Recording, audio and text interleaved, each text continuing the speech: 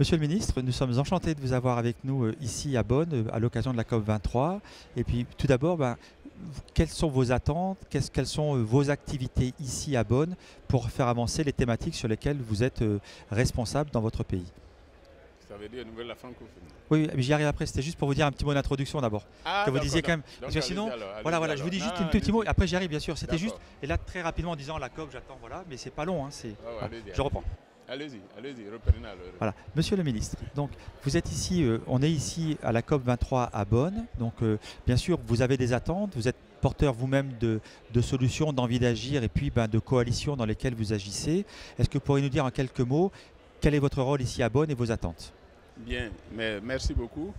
Je dois dire avec beaucoup de modestie que d'abord je suis venu apprendre. Je suis venu apprendre en sachant que c'est certainement à ces rencontres que l'on trouve les meilleurs acteurs, les meilleurs professionnels pour passer des messages. Mais bien entendu, nous avons tout de même une petite expérience pour dire que nous venons dans le cadre de partage et également d'idées, d'expériences. Vous savez qu'on est maintenant dans un monde qu'on dit monde de gagnant-gagnant. C'est le vrai partenariat aujourd'hui, c'est le gagnant-gagnant. Donc nous sommes venus, mais surtout également, je suis porteur également d'un petit message, souhaiter que ceux dont la voix porte également, outre qu'ils nous sensibilisent nous autres, outre qu'ils nous forment nous autres acteurs du développement, qu'ils montent un peu plus pour que leur message arrive au niveau vraiment des décideurs, s'ils veulent que nous fassions œuvre utile. Merci beaucoup. Alors là, vous êtes juste devant un panneau de la francophonie. On est à côté du pavillon de la francophonie qui est très présente dans les négociations climat, entre autres. Quels seraient les mots soit de remerciement, de vision, de soutien et peut-être d'envie aussi au regard de toute cette aventure de la francophonie dans un monde très souvent anglophone et qui finalement a besoin quand même de cette particularité qui fédère beaucoup de pays. Quel serait votre message, voilà, votre message?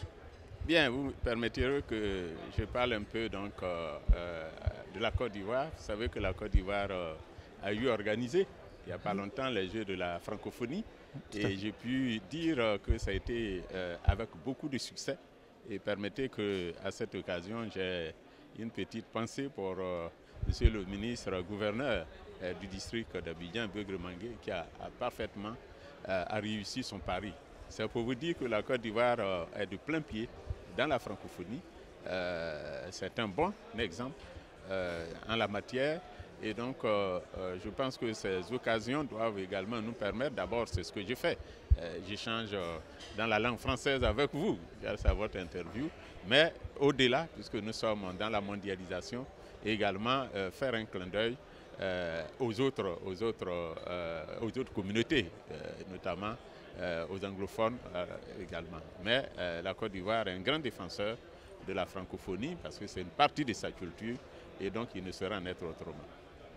Écoutez, on vous remercie beaucoup et puis on espère que vous allez participer à ce grand changement qu'on attend tous ici à Bonn en portant la voix des territoires et des gouvernements locaux dans cette grande échiquier où les États partis continuent à négocier. Merci. On vous remercie beaucoup pour votre présence. Merci.